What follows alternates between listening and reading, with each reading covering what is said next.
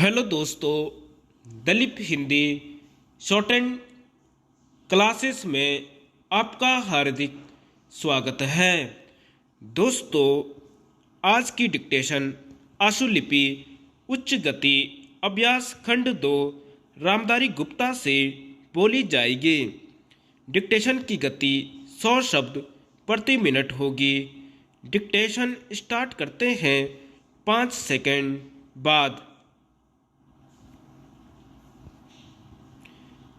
महोदय, सामुदायिक और सामाजिक परिसंपत्तियां सृजित करना ग्रामीण गरीबों को प्रत्यक्ष तथा निरंतर लाभ पहुंचाने हेतु उनके लिए परिसंपत्तियों का निर्माण करना, मजदूरी स्तरों पर सकारात्मक प्रभाव डालना, ग्रामीण लोगों के जीवन स्तर में समग्र रूप से सुधार लाना, गरीबी की रेखा से नीचे बसर करने वाले लोग लक्षित वर्ग हैं।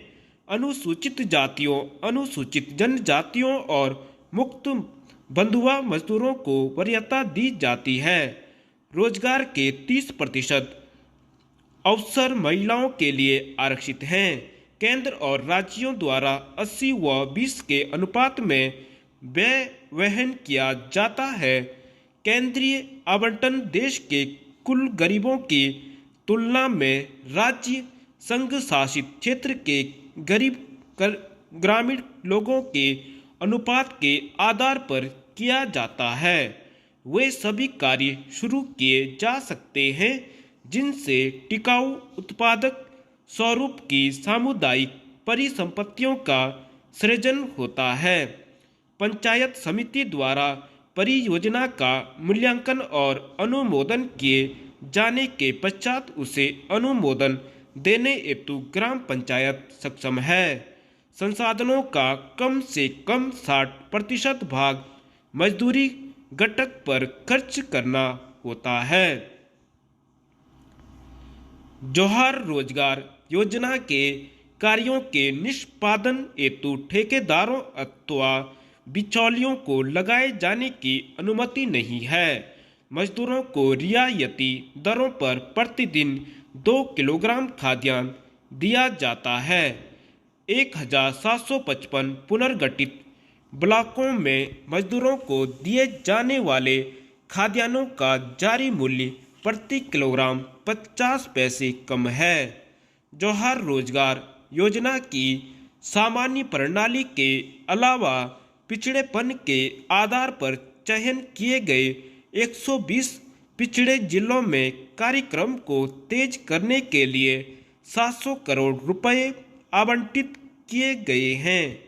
जौहर रोजगार योजना की तीसरी पद्धति में विशेष और अभिनव परियोजनाएं प्रारंभ करने का प्रावधान है, जिनका उद्देश्य मजदूरों का नगरों में पलायन को रोकना, महिलाओं के लिए रोजगार के अवसर बढ़ाना तथा स्वयंसेवी संगठनों के माध्यम से ऐसे विशेष कार्यक्रम चलाना है जिनका ध्येय जल संभरण, विकास, बंजर भूमि का विकास करना हो।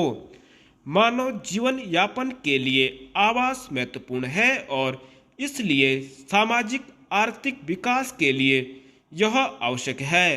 ग्रामीण लोग अच्छे उन्नत किस्म के मकानों की अत्यंत आवश्यकता महसूस करते हैं।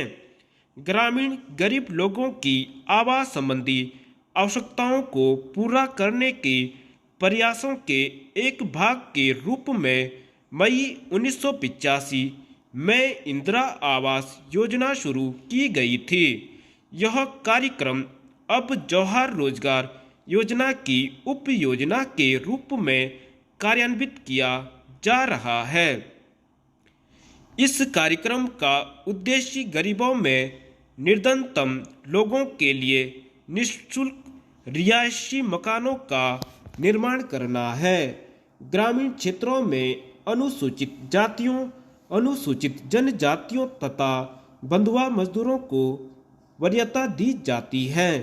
जौहर रोजगार योजना के तहत राष्ट्रीय स्तर पर 10% संसाधन इस कार्यक्रम के लिए निर्धारित किए जाते हैं।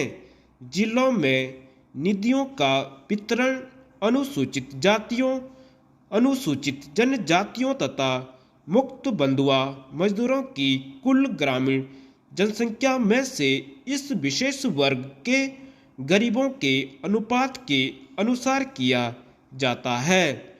मकानों का आवंटन लाभ भोगी परिवार की महिला सदस्य के नाम किया जाता है। धन्यवाद।